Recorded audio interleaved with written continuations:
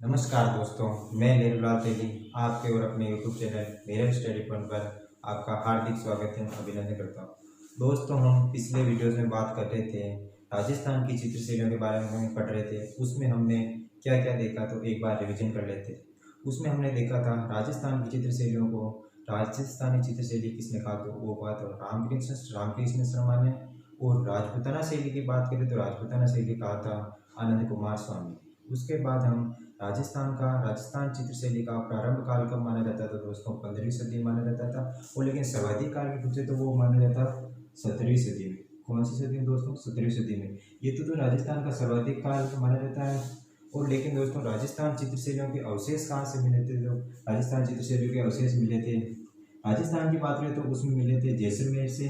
और लेकिन आपको पूछे कि भारत में कहाँ से मिले? तो भारत में मिले थे, कहाँ से मिले थे? भारत में मिले थे एलोरा की गुफा से।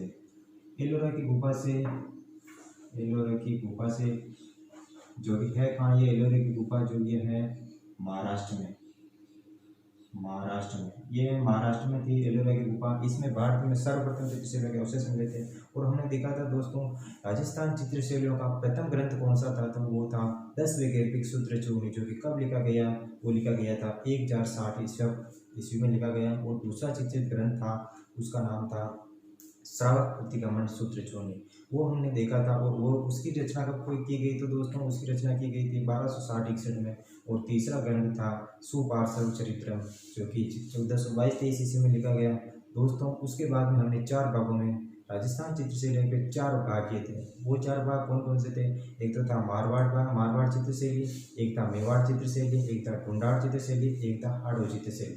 हाड़ौती चित्रशैली, इन 4 चित्रशैलियों के 4 भाग किए थे। उसको हम एक एक भाग करके 1 बाय 1 पढ़ेंगे और उसको पूरा करेंगे। आज हम पहला भाग लेते हैं मेवाड़ चित्रशैली। अगर दोस्तों मेवाड़ चित्रशैली की बात करें, मेवाड़ चित्रशैली, सबसे पहले हम मेवाड़ चित्रशैली को देखते हैं। दोस्तों, मेवाड़ चित्रशैली की बात करें, मेवाड़ चित्रशैली, मेवाड़ चित्रशैली, अगर दोस्तों हम मेवाड़ चित्रशैली की बात करते हैं, मेवाड़ चित्रशैली की सबसे प्रमुख विशेषता क्या है? तो मेवाड़ चित्रशैली की प्रमुख विशेषता यह है कि ये एक सबसे राजस्थान की सबसे प्राचीन चित्रशैली क्या है दोस्तों? राजस्थान की सबसे प्राचीन चित्रशैली कौन सी है? तो प्राचीन चित्रशैली है मेवाड़ चित्रशैली। मेवाड़ चित्रशैली, ये एक प्रथम विशेषता है कि राजस्थान की सबसे प्राचीन चित्रशैली मेवाड़ चित्रशैली। और इसकी दूसरी विशेषता यह है कि ये सभी चित्रशैलियों की जननी शैली मानी जाती है। सभी चित्रशैलियों की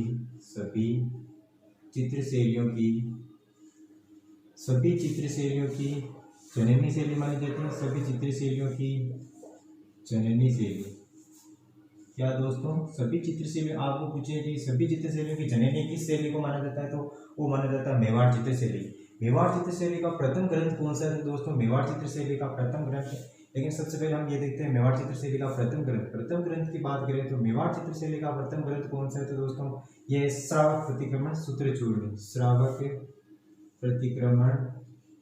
प्रतिक्रमण सूत्र चूर्ण मेवाड़ चित्रशैली का प्रथम ग्रंथ है। जो कि कब लिखा गया दोस्तों? ये लिखा गया था 1260-61 ईस्वी में। 1260-61 ईस्वी में श्रावक प्रतिक्रमण सूत्र चूर्ण ग्रंथ लिखा गया, जो कि मेवाड़ चित्रशैली का प्रथम ग्रंथ था। लेकिन दोस्तों, आपको पूछे कि दूसरा चित्रित ग्रंथ कौन सा था? तो दूसरा ग्रंथ था दोस्तों, दूसरा ग्रंथ की बात करें तो दूसरा था सुपार्श्व चरित्रम। सुपार्श्व चरित्रम दोस्तों मेवाड़ चित्रशैली का दूसरा ग्रंथ था, जिसकी रचना की गई थी दोस्तों 1422-23 ईस्वी में। 1422-23 ईस्वी में सुपार्श्व चरित्रम की रचना की गई दोस्तों, दूसरा ग्रंथ। और दोस्तों, आपको पूछे कि मेवाड़ चित्रशैली में सर्वाधिक चित्र किसके मिलते हैं? तो सर्वाधिक चित्र भगवान विष्णु पर आधारित। किस पर दोस्तों? भगवान विष्णु पर आधारित सर्वाधिक चित्र देखने को मिलते हैं मेवाड़ चित्रशैली में। भगवान विष्णु पर आधारित सर्वाधिक चित्र देखने को मिलते हैं, सर्वाधिक चित्र। लेकिन दोस्तों, आपको पूछे कि सर्वाधिक चित्र किस चित्रशैली को देखने को मिलते हैं? तो भगवान विष्णु के तो मेवाड़ चित्रशैली में। दोस्तों, ये तो थी इस मेवाड़ चित्रशैली का छोटा मोटा इंट्रोडक्शन। अब हम मेवाड़ चित्रशैली को 4 भागों में विभाजित किया। एक तो क्या था? उदयपुर चित्रशैली, चामुंड चित्रशैली, देवरिया चित्रशैली, और एक थी चावण चित्रशैली। इस चार भागों में 4 उपभाग किए थे। उस चारों उपभागों को हम वन बाय वन करके पढ़ेंगे। हम सबसे पहला भाग लेते हैं उदयपुर चित्रशैली। दोस्तों उदयपुर चित्रशैली की बात करें तो उदयपुर चित्रशैली की सबसे पहले हम उदयपुर चित्रशैली की बात करते हैं। दोस्तों उदयपुर चित्रशैली की बात करें, उदयपुर चित्रशैली की बात करें, उदयपुर चित्रशैली, अगर दोस्तों हम उदयपुर चित्रशैली की बात करते हैं तो उदयपुर चित्रशैली में सबसे पहले देखते हैं स्वतंत्र प्रादुर्भाव किस शासक के काल में माना जाता है। दोस्तों उदयपुर चित्रशैली का स्वतंत्र प्रादुर्भाव की बात करें दोस्तों, वो किस शासक के काल में माना जाता है, वो माना जाता राणा कुंभा के काल में। किसके काल में दोस्तों? राणा कुंभा के काल में। अगर आपको पूछे कि सर्वाधिक मध्यकाल में सर्वाधिक विकास किस शासक के काल में माना जाता है दोस्तों? मध्यकाल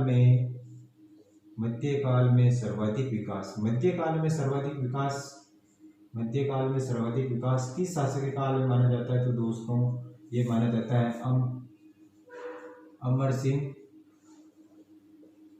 सिंह प्रथम व महाराणा प्रताप के काल में। महाराणा प्रताप व अमर सिंह के प्रथम के काल में माना जाता है दोस्तों सर्वाधिक विकास। दोस्तों आपको पूछे कि स्वतंत्र प्रादुर्भाव किस शासक के काल में माना जाता था, वो माना जाता है राणा कुंभा के काल में। और लेकिन आपको पूछे कि मध्यकाल में सर्वाधिक विकास किस शासक के काल में हुआ था, तो वो हुआ था अमर सिंह प्रथम व महाराणा प्रताप। अगर आपको पूछे कि स्वर्णकाल उदयपुर चित्रशैली का स्वर्णकाल किस शासक का माना जाता है, तो दोस्तों स्वर्णकाल की बात करें तो स्वर्णकाल किस शासक का माना जाता है, वो माना जाता है जगत सिंह प्रथम का। जगत सिंह प्रथम स्वर्णकाल उदयपुर चित्रशैली का माना जाता है, जगत सिंह प्रथम का।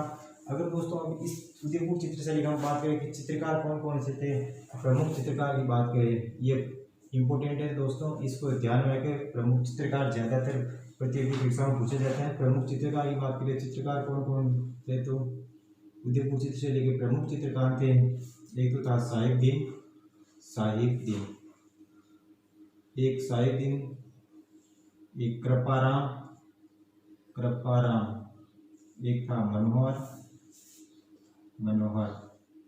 एक है उदय और एक है उमराराम। ये दोस्तों प्रमुख चित्रकार है, साहिबदीन, कृपाराम, मनोहर, उदय और उमराराम। इसको हम एक ट्रिक से याद करने की कोशिश करेंगे तो वो ट्रिक है आपको साहब की कृपा से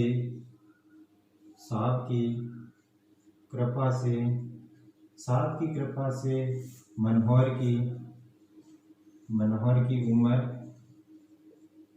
की उम्र उदयपुर में बढ़ी।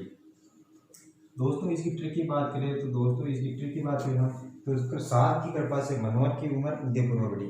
साहब से हो जाएगा साहबुद्दीन और कृपा से हो जाएगा कृपाराम, मनोहर से हो जाएगा मनोहर और उदय से हो जाएगा उदयपुर से हो जाएगा उदय और उम्र से हो जाएगा उमराराम और साहब से हो जाएगा साहिबदीन। ये थी छोटी ट्रिक जिसको आप याद रख सकते हैं इस ट्रिक से। अगर दोस्तों हम उदयपुर चित्रशैली में प्रमुख रंग कौन सा था, प्रमुख रंग की बात करें, अगर दोस्तों हम प्रमुख रंग की बात करें, रंग कौन सा था, तो लाल व पीला। अगर आपको दोस्तों पूछे हैं कि रंग उदयपुर चित्रशैली में रंग की बात करें, रंग कौन सा था, तो लाल व पीला था। अगर पशु की बात करें, पशु कौन था, तो पशु था हाथी। क्या था दोस्तों? हाथी। अगर आपको पूछे हैं कि पेड़ कौन सा था, पेड़ की बात करें तो पेड़ था कदम। अगर आपको पूछे पक्षी कौन था, तो पक्षी की बात करें तो पक्षी था चकोर। क्या था दोस्तों? चकोर। प्रमुख रंग की बात करें दोस्तों तो लाल व पीला, पशु की बात करें तो हाथी और पेड़ की बात करें तो कदम और पक्षी की बात करें तो चकोर। ये तो थी दोस्तों प्रमुख रंग छोटे मोटे। अगर हम आगे बढ़ते हैं उसमें देखते हैं कि इस उदयपुर चित्रशैली में उदयपुर के उदयपुर के चित्रों को संग्रहित करने के लिए कुछ जगत सिंह प्रथम ने 2 चित्तेरोरी ओरी व तस्वीरों कारखानों संग्रहालय स्थापित किया। क्या क्या दोस्तों? जगत सिंह प्रथम ने उदयपुर के चित्रों को संग्रहित करने के लिए जगत सिंह प्रथम ने चित्तेरोरी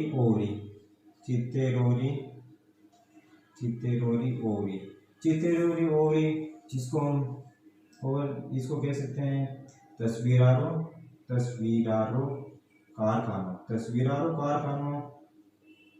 कारखानों का निर्माण करवाया जगत सिंह प्रथम ने, का निर्माण करवाया। ये किसने करवाया निर्माण? तो दोस्तों ये करवाया था जगत सिंह प्रथम ने। आपको पता होना चाहिए क्योंकि ये परीक्षा में पूछ लेता है कि चित्रों या तस्वीरों कारखानों का निर्माण किसने करवाया था? वो निर्माण करवाया था जगत सिंह प्रथम ने। ये तो थी दिमाग। अब इस दोस्तों इस चित्रशैली में नायक व नायिकाओं के चित्र भी सर्वाधिक देखने को मिलते हैं। नायक व नायिकाओं के चित्र भी सर्वाधिक देखने को मिलते हैं दोस्तों। नायक व नायिकाओं के चित्र सर्वाधिक। और जिसमें भी नायक की बात करें दोस्तों तो नायक की बात करें तो नायक का कद छोटा और दोस्तों पूछे कि लंबी मूछें, लाल आंखें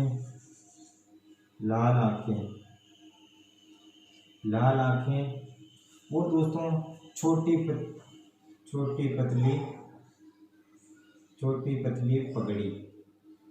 पतली पगड़ी। ये प्रमुख विशेषता थी उस नायिकाओं के इस चित्रशैली में देखने को मिलते थे।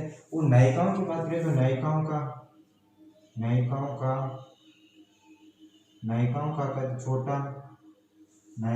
कद छोटा, मीन जैसी आंखें,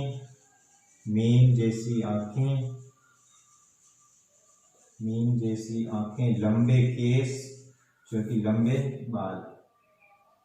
लंबे केस। ये दोस्तों ये तो थी नायक व नायिकाओं की जानकारी। दोस्तों ये थी उदयपुर चित्रशैली। अगर हम उदयपुर चित्रशैली की बात करें, स्वतंत्र प्रादुर्भाव किस शासक का माना जाता है दोस्तों? तो माना जाता है राणा कुंभा का काल। अगर आपको पूछे कि मध्यकाल में सर्वाधिक विकास किस शासक का माना जाता है, तो अमर सिंह प्रथम व महाराणा प्रताप। लेकिन आपको पूछे कि स्वर्ण काल किसे माना जाता है उदयपुर चित्रशैली का, तो स्वर्ण काल माना जाता है जगत सिंह प्रथम। लेकिन इसके प्रमुख चित्रकार की बात करें दोस्तों, प्रमुख चित्रकार कौन कौन से थे? तो एक था साहिबदीन, कृपाराम, मनोहर, उदय और उमराराम। इसको हम ठीक से भी याद रख सकते हैं। सात की कृपा से मनोहर की उम्र उदयपुर में बढ़ी। और इसके प्रमुख रंग की बात करें तो रंग था लाल व पीला। पशु की बात करें, पशु कौन सा था इस चित्रशैली में? पशु था हाथी। पेड़ की बात करें तो पेड़ था कदम। और पक्षी की बात करें तो चकोर था। जगत सिंह प्रथम ने चित्रों और तस्वीरों और कारखानों का निर्माण कराया। क्यों कराया? एक तो क्योंकि उदयपुर के चित्रों को संग्रहित करने के लिए तस्वीरों और कारखानों का निर्माण कराया। जो किसने करवाया था? वो करवाया था जगत सिंह प्रथम ने। लेकिन दोस्तों इसमें नायक व नायिकाओं के चित्र भी सर्वाधिक देखने को मिलते हैं। और वह उसमें भी नायक के कद छोटा होता है, लंबी मूछें और लाल आंखें, छोटी पतली पगड़ी। जो और नायिकाओं की बात करें तो नायिकाओं के भी कद छोटा होता था और मीन जैसी आंखें और लंबे केस होते थे। ये तो थी दोस्तों उदयपुर चित्रशैली की। अब हम दोस्तों बात करते हैं देवगढ़ या देवरिया चित्रशैली की। दोस्तों देवगढ़ या देवरिया चित्रशैली की हम बात करते हैं, उसमें सबसे पहले हम देखते हैं प्रारंभिक काल व स्वर्ण काल किस शासक का माना जाता है। तो दोस्तों उसकी हम चर्चा करते हैं, उस चित्रशैली को भी हम पूरा देखते हैं। देवगढ़ या इसको देवरिया के नाम से भी जाना जाता है। देवगढ़ या देवरिया चित्रशैली की बात करें दोस्तों, तो इस चित्रशैली की बात करें तो सबसे पहले हम देखते हैं प्रारंभ काल व स्वर्ण काल किस शासक का माना जाता है दोस्तों। प्रारंभ काल व स्वर्ण काल। दोस्तों इन दोनों का एक ही शासक है स्वर्ण काल। वो कौन सा शासक है? तो वो है द्वारिका प्रसाद चुंडावत।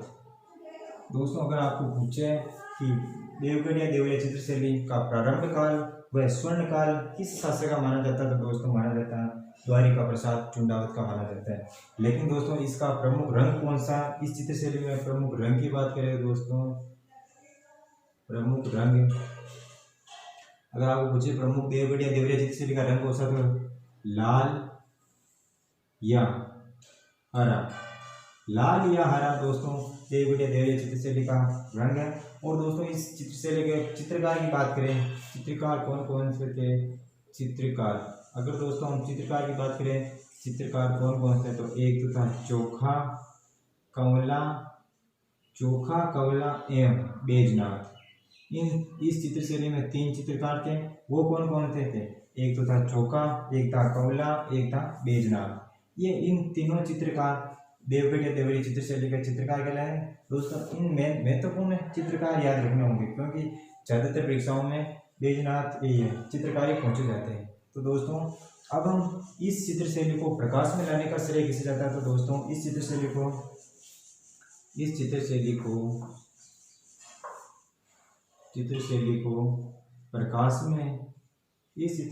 प्रकाश में लाने का श्रेय किसे जाता है? तो दोस्तों प्रकाश में लाने का श्रेय किसे जाता है? तो लाने का श्रेय दोस्तों श्रेय की बात करें तो ये जाता था श्रीधर अंधारे। किसे दोस्तों? श्रीधर अंधारे को देवगढ़ या देवरिया चित्रशैली को प्रकाश में लाने का श्रेय जाता है। अगर दोस्तों इसमें राजसी वैभव के चित्र भी अंकित, राजसी वैभव के चित्र पूछे कि राजसी वैभव के चित्र किसमें अंकित है? तो दोस्तों देवगढ़ या देवरिया चित्रशैली में। देवगढ़ या देवरिया चित्रशैली में राजसी वैभव के चित्र अंकित है। दोस्तों ये छोटी चित्रशैली थी। इसमें हम प्रारंभ काल की बात करें दोस्तों, देवगढ़ या देवरिया में स्वर्ण काल की बात करें, दोनों एक ही शासक का काल माना जाता है, वो माना जाता है द्वारिका प्रसाद चुंडावत। और इसमें दोस्तों प्रमुख चित्रकार की बात करें, चित्रकार कौन कौन से थे? तो ये तो था चोखा, कमला और बैजनाथ। ये इन तीनों चित्रकार देवगढ़ या देवरिया चित्रशैली कहलाते हैं। प्रमुख रंग की बात करें तो लाल एवं पीला। अगर दोस्तों आपको पूछे कि चित्रशैली को प्रकाश में लाने का श्रेय किसे जाता है? तो वो जाता है श्रीधर अंधारे को। अगर दोस्तों पूछे कि राजसी वैभव के चित्र कहाँ अंकित है? तो राजसी वैभव के चित्र है देवगढ़ या देवरिया चित्रशैली। अब हम दोस्तों दो चित्रशैली, तीसरी हम चित्रशैली की बात करें नाथ द्वारा चित्रशैली। दोस्तों हम नाथ द्वारा चित्रशैली की बात करें उसमें हम उसकी हम चर्चा करते हैं। दोस्तों नाथ द्वारा चित्रशैली की बात करें तो नाथ द्वारा चित्रशैली का प्रारंभ काल दोस्तों नाथ द्वारा चित्रशैली का प्रारंभ काल की बात करें तो प्रारंभ काल किस शासक का माना जाता है? तो प्रारंभ काल माना जाता है राणा कुंभा का। अगर दोस्तों आपको पूछे कि स्वर्ण काल किस शासक का माना जाता है? तो स्वर्ण काल पूछे आपको कि नाथ द्वारा चित्रशैली का स्वर्ण काल किस शासक का माना जाता है? तो राज सिंह प्रथम का स्वर्ण काल माना जाता है। दोस्तों प्रारंभ काल की बात करें, प्रारंभ काल किसका माना जाता है? तो राणा कुंभा को। लेकिन स्वर्ण काल की बात करें तो स्वर्ण काल माना जाता है राज सिंह प्रथम को। अगर अब हम दोस्तों देखते हैं नाथ द्वारा चित्रशैली के प्रमुख चित्रकार की बात करें दोस्तों, प्रमुख चित्रकार कौन कौन से थे? तो नाथ द्वारा चित्रशैली में प्रमुख चित्रकार की बात करें दोस्तों तो चित्रकार था नारायण, एक तो था नारायण, दूसरा था कमला इलायची,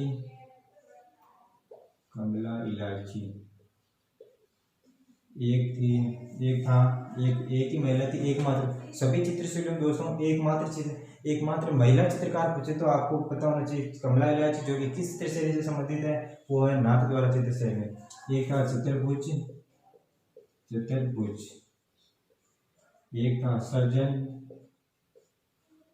एक था गीसाराम। दोस्तों ये तो थे प्रमुख चित्रकार। दोस्तों आप पूछे नाथ द्वारा चित्रशैली में प्रमुख चित्रकार कौन कौन से थे? नारायण, चतुर्भुज, सर्जन, गीसाराम और एकमात्र चित्रकार महिला चित्रकार पूछे तो कमला इलायची।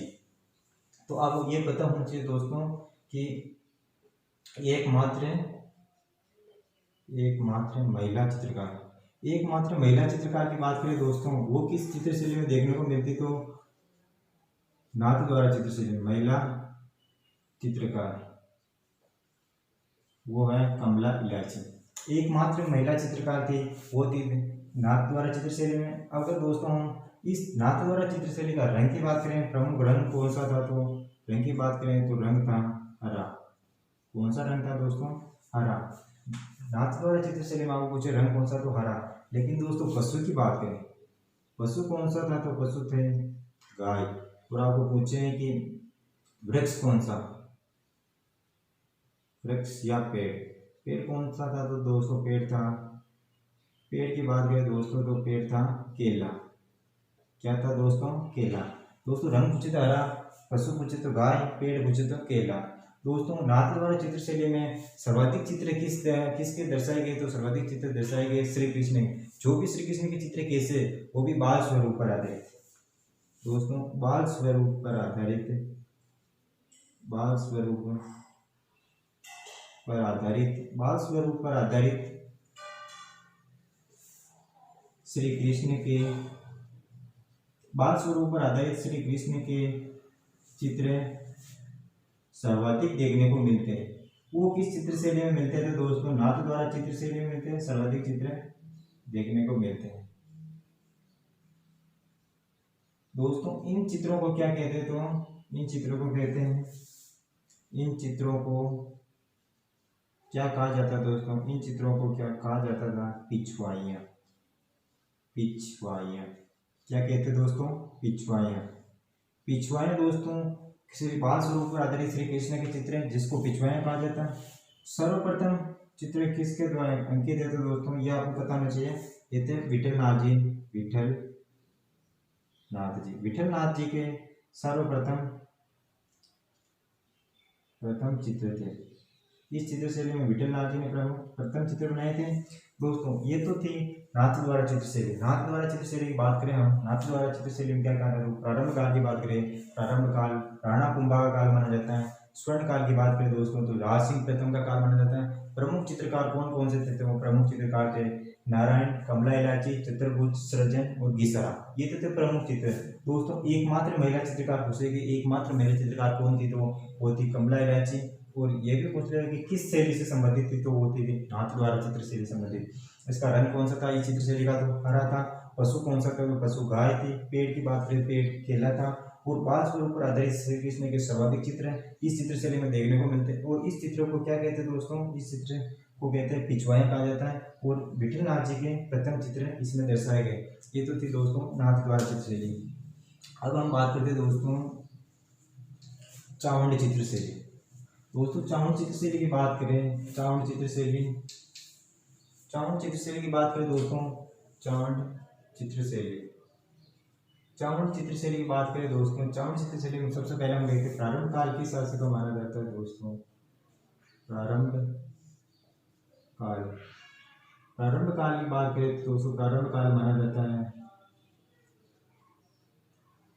महाराणा प्रताप का, महाराणा प्रताप का प्रारंभ काल माना जाता है दोस्तों। और इसका स्वर्ण काल किस शासक का माना जाता है दोस्तों, स्वर्ण काल, स्वर्ण काल की बात करें तो दोस्तों स्वर्ण काल की बात करें अमर सिंह, किसका है दोस्तों, अमर सिंह, अमर सिंह का स्वर्ण काल माना जाता है, अमर सिंह प्रथम का, अमर सिंह प्रथम का स्वर्ण काल माना जाता है दोस्तों। अगर हम चावंड चित्र शैली के प्रमुख चित्रकार की बात करें, प्रमुख चित्रकार, प्रमुख चित्रकार कौन कौन से थे, तो प्रमुख चित्रकार की बात करें, इसमें एकमात्र चित्रकार था, वो था नासिरुद्दीन, नासिरुद्दीन। दोस्तों इस चित्र शैली का प्रमुख ग्रंथ कौन सा, तो ग्रंथ की बात करें, ग्रंथ था राजमाला, राजमाला है, सॉरी राजमाला, जो कि दोस्तों कब लिखा गया, ये लिखा गया था 1606-7 में, 1606-7 में राजमाला ग्रंथ लिखा गया। और इसके प्रमुख चित्रकार थे नासिरुद्दीन। और इसमें प्रकृति पर आधारित, प्रकृति से संबंधित चित्र दर्शाए गए, प्रकृति से संबंधित चित्र दर्शाए गए, प्रकृति से संबंधित चित्र दर्शाए गए। दोस्तों चावंड चित्र शैली की बात करें, चावंड चित्र शैली का प्रारंभ काल किस शासक काल का माना जाता है, तो दोस्तों माना जाता है महाराणा प्रताप का। और दोस्तों स्वर्ण काल की बात करें, स्वर्ण काल माना जाता है अमर सिंह प्रथम का। लेकिन दोस्तों इसमें एकमात्र चित्रकार था, वो चित्रकार कौन था, तो वो था नासिरुद्दीन। और ग्रंथ बात करें तो ग्रंथ कौन सा था, राजमाला, जो कि कब लिखा गया, 1606-7 में लिखा गया। और इस चित्र शैली में प्रकृति पर आधारित सर्वाधिक चित्र दर्शाए गए। दोस्तों ये हमारा मेवाड़ चित्र शैली कंप्लीट होती है। नेक्स्ट वीडियो में दोस्तों नेक्स्ट वीडियो में हम पढ़ेंगे मारवाड़ चित्र शैली की बात करेंगे, उसके बाद ढूंढाड़ चित्र शैली की, उसके बाद हाड़ौत चित्र शैली को एक करके 1 by 1 करके पूरा अध्ययन करेंगे। दोस्तों हमारा वीडियो अच्छा लगे तो हमारे चैनल को शेयर और सब्सक्राइब जरूर करना। धन्यवाद दोस्तों, जय हिंद, जय भारत। नेक्स्ट वीडियो मिलते हैं।